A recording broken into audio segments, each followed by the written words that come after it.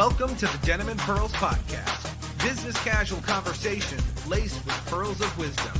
Casual, authentic, unscripted dialogue about life, work, and entrepreneurship with the perfect blend of laughter and seriousness. Pull up a chair, kick back, and lean in as we welcome your hosts, Michelle Mross and Brian Swanson. Well, howdy. Well, hello. And hello. I'm Dr. Michelle Mross. And I'm Brian Swanson. We are Denim and Pearls. We are business casual. With pearls of wisdom. From the porch. It was only a minor lapse there. It wasn't, nobody, if I wouldn't have laughed, it would have been. Anyway. Oh my God, it's what? Mother, can you hear me? It's Mother's Day this weekend. Oh. Just like a guy, I never know what day it is. Yeah, I think the song was sung by Tracy Bonham. I have no idea. Yeah, she was pretty awesome. It's more your style than my style. It is. Yeah. But I'm sure there's lots of ways we can commemorate, remember, salute. To all the mothers out there, be it by proxy or by birth, thank you. By proxy. Yeah. I like that. Well, because I say by proxy because, I'm a military spouse. And whenever my husband would deploy, I was mom, dad, plumber, dish maker, everything. Candlestick maker. Yeah, candlestick maker, yeah. And when my husband would come home, I would say, and here are the children. It's yours. They're yours. And I would leave. And I would go on some trip just like he had just come back from a trip. And our joke was, when he's gone, I'm the mother and the father and everything else. And when I'm gone, he's the father and the mother and everything else. So, well, it's not, it's a joke, but it's not a joke. I mean, when it comes to the military, there's the one ideal that if we wanted you to have a wife, we would have issued you one. Yeah. And then there's the other side of it where the wife or the spouse is in the military just like you are. Mm-hmm. Even like if, when you are active duty, the spouse is also not technically active duty, but they're in the military just like you are because they do so much when we are gone. We go overseas for 3-4 months or a year, in some cases 2 years, in other cases get shipped off to war, to be honest with you. We have all of that. Well, somebody always has to take care of the home front, whether it's the mother or the father or the spouse in general. That's why we say spouse in the military. It's just easier. A spouse is so much easier, yes. So as a service member, an active duty service member, now I was honored to have my wife was also active duty. So, but it was still the same thing. When I left, she had things to do. She had to deal with the kids. When she left, I had to deal. I remember getting stuck in a snowstorm for 4 days with 2 toddlers. That's me playing the smallest violin in the world. No, I got stuck in a snowstorm for 4 days and no way to get out. I got stuck in an airport because of a snowstorm with a 6-month-old, and when only 19 months older. I got one of that. I got that story too. They took my luggage and sent it. I think I was in Chicago. It just came from Germany, and they sent the luggage ahead, and I was stuck with 2 babies. Well, see, I only had one. I got no stuck food, with. No diapers, and the airport was closed. It was like, oh my gosh. That's the exact same thing. Mine was in Minneapolis. I was with James, and I just dang snow states. It wasn't a snow. It was actually rain. There was some kind of bad weather. And we actually ended up getting put up in a hotel room by the airport or the airlines, thank goodness. But it was like, what do I do with no diapers? Like you said, I've got to get through the night. So what I ended up doing is actually putting James in the bathtub because I didn't want to ruin the mattress or anything. Put him in the bathtub and rolled towels up around him and under him and all this other kind of stuff and made a crib out of the bathtub. And I figured, the towels are washable, but the mattress isn't. So we adapt and we overcome. And was I a mother at that time or was I father at that? I think it's a combination there. Combination. You were a parent.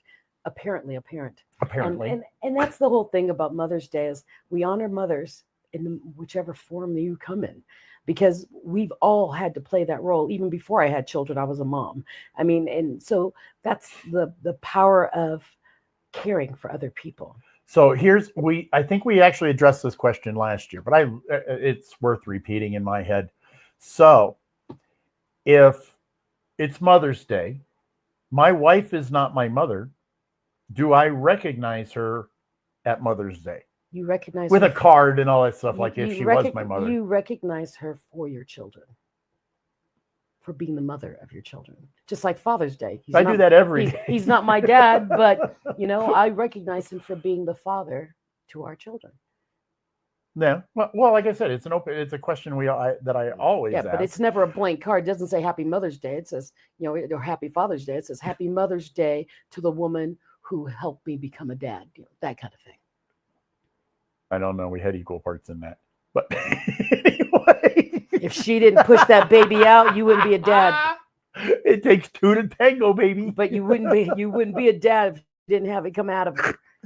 Be it cut or birthed. I piss a few women off saying that, but he pisses me off when he does that. I do it only as a joke, sort of. Okay, because holy smokes, I was one cute thing until I had two gigantic babies, and I'm pretty sure the gigantic babies did not come from my genetic gene; it came from his. That crazy German-Hungarian bloodline was huge. But I slightly regress for the comedy. But we can also go back to the fact that the mothers who may have raised us who were not technically our mothers. Mm-hmm. I mean, because there's lots of aunts out there who became mothers, and yeah, there's all kinds of movies out there. I call my aunt Auntie Mommy. Auntie Mommy? She's my Auntie Mommy. That's a new one. Yeah, she's my mommy. Never heard that one. Yeah, because I was always with her, and we'd run around, and I would say, Mommy, Mommy, whenever it was very inconvenient for a single, beautiful woman to be with a child, I would call her Mommy. So I call her Mommy, Auntie Mommy. Oh, manipulator. I would stop her from meeting young eligible men because I would do, Mommy, Mommy. And she'd do, I'm your auntie. I do, Mommy. Well, we got a word for that, but we won't use it here. Yeah. I didn't know. I was 4. I was a baby. Well, you knew something if you did it on purpose. No, she was, I called her Mommy. Oh, it just coincidentally worked out that way. Yeah, I called her Mommy. I was always with her. Heck, even to this day, I act more like her than my mother. Okay, no. Yeah, I've got her humor and everything. We're just some wild and crazy But gals. you brought up a point prior to the, backstage, if you will, prior to the starting the recording,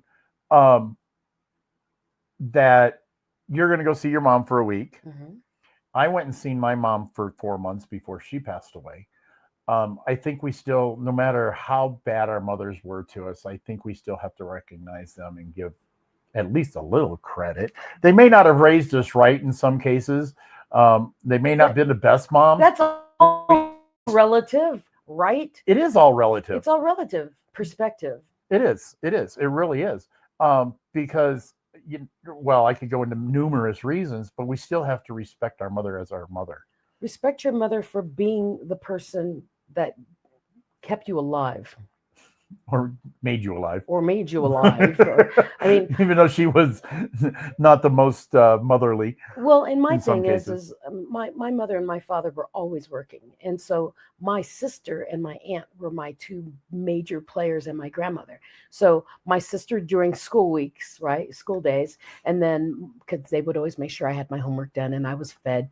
She used to always make me toad in the hole. I love toad in the hole. I don't. And she used to make me little hot dogs and, cut them so they would boil and they would turn into little people. But she would make fun food for me. I've never heard the term toad in the hole, but why do I think it's the egg in the middle of the bread? It is. Okay. I love toad in the hole because Yvette used to make it for me. And she had she would make up food that would be interesting for me. So my older sister was my mom during the week. And then in the afternoons or after school, or my auntie Mommy, she would get me and I would hang out with her. And then on the weekends, on Fridays after school, she'd come get me and she would bring me to grandma's house in Manila. And so I would be with grandma and grandpa. But that was my thing, is I had a lot of mothers. And then as I got older, there were women who played my mother basically because they were mentoring me through business, through school, through music, through speaking, through leadership. And I consider them in my mind a mother figure for me. So there are lots and lots of moms. Yeah, I can't say I have a lot of mom figures or mother figures. I mean, I have 2 moms, both of them gone, God rest their soul, kind of thing. so I was raised by one, and then I found my biological mother. Totally two different personalities. It always raises the question, what it would have been like if I wouldn't have been adopted out and raised by my birth mother. Nature, nurture. Nature, nurture. It's an interesting how much nature resembles itself. Nurture as far as being raised in environments, and sometimes, I mean, I don't know the answer to it. It is of course you don't know the answer to it. Scientists have been studying it for years and they still don't have the answer to it. Well, in that case, the answer is 42. Yeah, exactly. and that's the thing is there's really no answer, because let's say with my family, I've got a very large family. I have there's 6 children. We all had different parents. So my eldest brothers and sister had the young married couple with 3 young kids. Then there was a 6-year gap. So now they've matured, right? As a couple, they have new jobs. They have different responsibilities in their jobs. Then they had me. Right. So we have to watch every penny we have because we have 3 mouths to feed to, hey, we're doing pretty good. And we've got this one kid, Michelle. Oh, and the older kids are good. They're on their own. They can feed themselves. You see? Different parents. And then with me, there was a 10-year gap between me and the twins. So what I saw was when the parents were starting to have problems because they were trying to branch out, get bigger in their lives. Then they got pregnant with the twins 10 years after. So by then they had kids that are 17, 18, 19. Then there's me. Oh, no, wait. They were already in their 20s because I was 10 when the kids were born. That means they were 17, 18, 19. I was 10 when they were born, right? By time the twins got old enough to even recognize an age difference, they look like my kids and my sister's kids, you see, because they're so much younger. And so by time the youngest ones got old enough to recognize anything was happening, our parents were getting separated. And so they didn't even have the dual parents at all. Right. So it's weird, but you can be in the same household with the same nurturing and nature stuff and have completely different perspectives on how they were. Well, I'm thinking of your sister's triplet. The puppies. Yeah, the puppies. Yeah. Where, I mean, you can't get more closer to biological than that.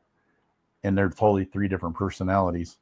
They're what do they call it? Cloned. They're cloned. Yeah, the cloning of 3 puppies from a previous dog, and the 3 are totally separate personalities and being raised in the same household, if you will. I mean, we had that discussion yesterday. We just didn't relate it to what we're talking about now, but it's true. I mean, nature, nurture. Each one of them has they came from one set of DNA, and all 3 of them have different personalities amongst themselves. Well, actually, their personalities are split of the original. Right. Yeah. Which is even more interesting if you think about it. Yeah. So nature, nurture. Nature's got its way of separating, I guess. I mean, even twins, they're very well connected. Jacques and Monique. Yeah. My little brother and sister. Polar different people. I mean, like, you would never know they were twins. They're so different. Yeah, it's hard to tell that. But yeah. But I'm sure they still have that twin feeling of, when they can feel each other. Feel each other and all that other kind of stuff, which in itself is another science of remarkability. So let's go back to the song, Mother, Mother. Mother, mother. What was the interest in that song? Can you hear me? Those of you who watch me know I've gone through a lot of trauma in my life. And I remember there was a point in my life where that song came out and I related to it so much. I'm hungry. I'm bleeding. I'm starving to death. Everything's fine. I mean, so I used to always walk around doing everything's fine. I've got to go to work. Yep, everything's fine. I'm going to school. Everything's fine.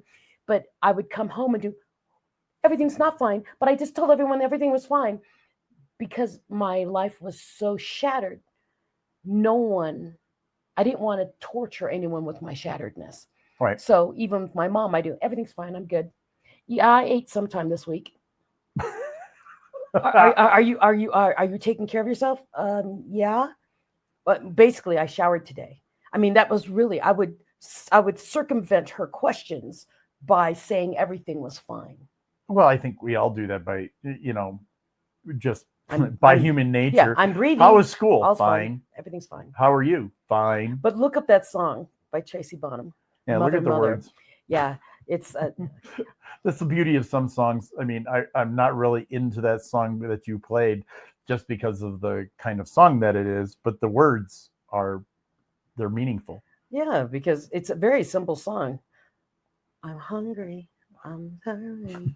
I'm losing my mind. Everything's fine. But I'm always very polished and act like everything's fine, you know. And when I was younger, I was very good at it.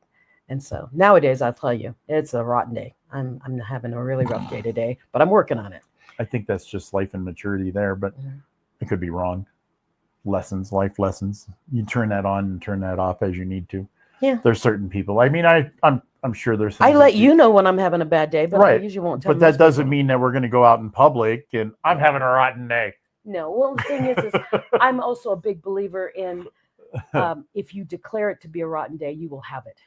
The universe is a giant genie, a genie in a bottle. And when you declare what you have not, it will give it to you. So I always declare what I want.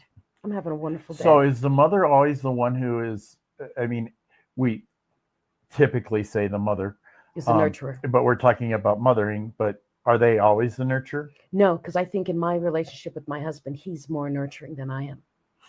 My husband is the nurturer in my family. Yeah. Yeah, he's the one who wakes up in the morning, puts music on and starts making breakfast, then slowly wakes up everybody else in the house, does the smell of food and has the dining room set. I mean, he's a nurturer. That's the interesting. Well, I really would digress off of this. I get up in the morning, and if I'm not waking up the wife, I don't want to wake up the wife. I'm tiptoeing around, and I'm being as quiet as I can. Of course, she hears everything. And then when my wife gets up in the morning before I do, it's slash, bam, scratch. I'm like, really? Why can't you be like me? Well, that's how I clean the house. I clean the house in the middle of the night, and I do it very quietly. And then he knows I've been up because I clean the house at night. It's just what I do. And then in the morning, he doesn't wake me up. The smell of food wakes me up. It's awesome. Yeah, that doesn't happen. It's awesome. There's the smell of bacon in the morning. Hi, Mom. Yeah. No. But that's why Not my house. You know, people say that the mother is the nurturer, and I honestly think, like in your household with your adoptive parents, your father was more of the nurturer too. Yeah, probably. Yeah. Well, my mother was a disciplinarian. Exactly. And if you want to know more about that, he's got a book in the works. It's actually interesting if you would follow the books that I have done so far, and we've got one that went international and international bestseller, and we've got 6 more coming out over the next year or so. It'll be parts of that story. So if you follow those books, and you can actually follow that entire story minus some details that I'm saving for the book, mm-hmm. The final book. Yeah, so you can look up Art of Connection. We have short stories in there. And then we've got the next one, Surviving to Thriving, and Book of Frequency. Yes. Mm-hmm. And it's really interesting because it's actually, it's pointing a lot towards my understanding of my relationship with my mother growing up, my adoptive mother. And that's huge because it's bringing out things that I never thought of, mm-hmm. which is scary too. You know, so, and it's not all bad things, but there's a lot of soul searching that I never thought I would ever do. Hi, my name is Dr. Michelle. Nice goodness gracious. Well, that's the whole thing is, I mean, I'm woman enough to say I was not the nurturer in my family. I mean, I love to teach. Woman enough to take my man. Yeah. And my thing is, I was the one who would, teach them how to cook, not because of cooking, but because of the science behind it. I was the one who taught them, maneuver things about how the world works, because I'm the science. He's very sciencey too, but I was more about the teaching them than the coddling them. And it's really weird because you would think it the other way. Which is the way Julie and I are. She was more of a coddler and forgiving and yada, yada, yada. Me, I was the one who taught my kids the truth. There was no sugarcoating anything. Now, I got looked down upon it, but, for being so blunt. I'm very blunt. But that's the way I was with my kids. I figured I don't know if I set out that way. I mean, I love my kids and, love them and squeeze them, but on the other hand, I'm not going to sugarcoat anything. Life is life, and you just can't go through life with just the sugarcoat. Well, in my background and in the way things happen in my life, I wanted them to be prepared. And so my husband would do, Michelle, that was a little blunt. And I do, it was? I mean, because I didn't have a concept for it. He goes, yeah, we should sit down and talk to them about that. And so he was the one who would bring me into the room and do, so what mommy said, and we'd talk to them about it. So our kids are very mature with that kind of thing, but it was because I had no filter and dad helped ease that sharpness of the way I was giving them facts of the world, Well, I had a filter too. I mean, you have to base it on their age and what they can. Oh, I was terrible. Accept, I was terrible at it. But I still give them the straight, cold, hard facts. I was terrible at it.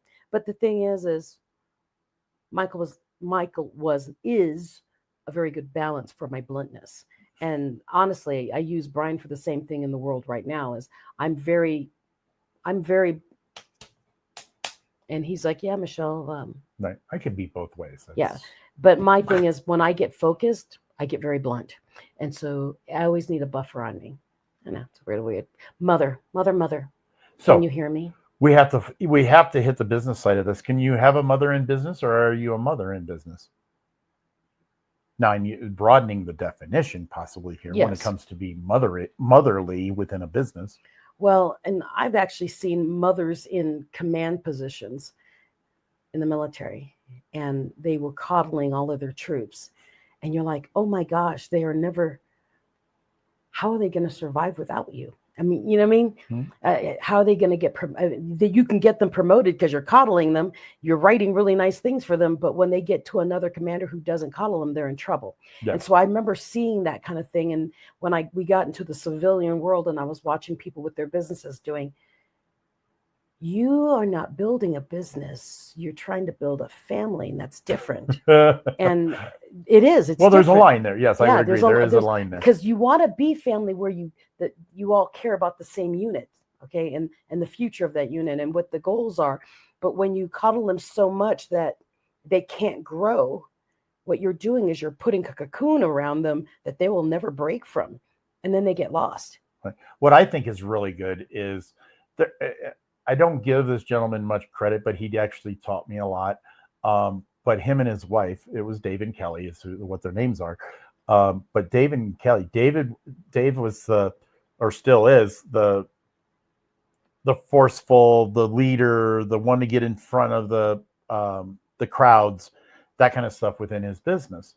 Kelly, on the other hand, may stay in the background, but she builds the relationships with the team. Mm-hmm. And because that's her forte, is in a way it's motherly. So she builds those relationships to create a team or a family, if you will, in order to move the business forward. So I like that separation of who's who. Mm-hmm. I mean, now that's how they come across in public. Who knows what the rest of it is in private? I mean, we all have our private and our public lives in most cases, but that's what I see is Kelly likes to be the mother and create the source of family, where Dave is I'm the direct, we're going to do business, and that's what it's all about. And Rich and Shannon, if you're watching, I think the same thing about the two of you. now it'll go. The first time I've ever talked about them on the show, maybe they'll see it. No, probably. Rich is their ears are burning now. Sure success. Awesome couple. But yeah, they were like the mother, father, best friend. It was crazy, but they were a lot. And I think that's a great partnership too. Yeah. I mean, because we can talk about good balance. It's a balance. And I mean, it's just like you and I, we have our partnership too, but we're not leading a team, if you will, of who's got to be motherly and who's not got to be motherly. But that's right. Uh-huh. Well, it's like we got 16 employees and we're trying to. No, we never will, because I know. But we have a network that, yes, it's somewhat same. Yeah, it's just different. Somewhat same. Same. But yeah, so mother. Así, as they say in Spanish. Así. So mother. Think about the mothers in your life. Go thank them. They might be fathers too, by the way. And this weekend is Mother's Day, so give homage to whoever you want to go do that for, and say hi and thank you and whatever, because one life does not keep going, and we are very bad at thanking the people who have made differences in our lives. So make sure you do that. I'm just thinking, read the room if you're going to give your father a Mother's Day card. Well, if you're going to respect your father as being your mother, because he may have been the only one who raised you, or whatever the scenario. Well, they would laugh about it more than likely. Yeah, but it's also showing a little bit of respect to your father as a mother. I mean, in some cases, and that's all serious. I say that with a little bit of slight of joke, but on the other hand, it's true. I mean, your father could have been mother growing up. Your aunt, your uncle, or whatever. I say I had a couple of uncles that were my moms too. I mean, we were raised by a tribe. My mother's the eldest of 16 kids, so. I can't use the terminology. Oh, okay. It's political. Oh, okay. Well, anyways. But it's a true statement. So, mother, can you hear me? And that sometimes when things aren't going well, you always want to run to your mom, whoever it may be. And in some cases, I mean, I know my early years of college, the one I used to run to for my mom advice was my roommate, Robin. So. Well, sometimes it's a matter of, if it was 3:00 in the morning and you were broke down in the middle of nowhere with a flat tire and it was raining and muddy, who would you call to come save you? Jerry Kent. That's not your mother. Even that, he was a friend of mine. But I knew him. I knew he would be there for me, and he would know how to fix my car, and he would save me. And I'm sure we could take this topic a long way through too, because we've had that somewhat of a discussion at times about when you went through the hell that you went through with your different illnesses and surgeries and yada yada yada. Who was there for you, and who backed away? Who were truly your friends? And sometimes friends are your mothers, and mothers are your friends. And oh yeah, it's a complicated world when you really break it down. Yeah. Is that time to end? Is that what it is? It's close. So, did you get anything out of this? Bottom line, go thank somebody. There's a bottom line to this. Bottom line is go thank somebody. Because we were all over the place. No, we weren't. Go thank someone who means something to you. Okay. And that's really what all these Mother's Days and Father's Day and Sibling Day, whatever you want to call it, Office Appreciation Day. It's just go thank people. No, it was designed by Hallmark. Then don't buy the dang cards. Just go thank them. Okay. So my thing is. Think about it though. Go thank people for who they are in your world. And don't make it so that you wait for them to die so you can go to their funeral and say, they meant so much to me. Tell them while they're alive. So go be you. Go be the best you. Go thank those people who make a difference for you in your life. And the reason we have Mother's Day is go thank the people who helped you be the person you are. They don't have to be your mom, but go thank them. Okay, so what we got coming up? We have Not So Many Con in 2 weeks. May 24th. That's like February. What the heck? May 24th. And then I'll make it official at this point. We have an After Dark show, which is an adults only show on the 27th of June. More details to come on that. Okay. And check then the Facebook and all that kind of stuff. It'll come out. And then soon. The next thing that's coming out is if you want to go to Ghana with us, it starts July 28th. I think we have to leave the country on the 27th. Go to ddlforum.com and register. The thing is the prices that are listed there include the conference, the hotel stay, which is a high-end hotel, and the plane ticket. Yeah, it's amazing. So price. Definitely go do that. And if you really want to go, and there's a group of 5 of you who want to go, there's a even more discounted price. 5. Really? Yeah, it's 2. Yeah, it's for $2,000 each for 5. You get everything. Wow. Yeah. Wow. So if there's 5 so you of could take your entire staff. Yes. And the thing is they've got very high uppity ups going, and the first vice president, female vice president of Ghana, the tourism. He was on a show with me earlier this week. And so maybe Eric can put together a whole group package with all of his authors to include us.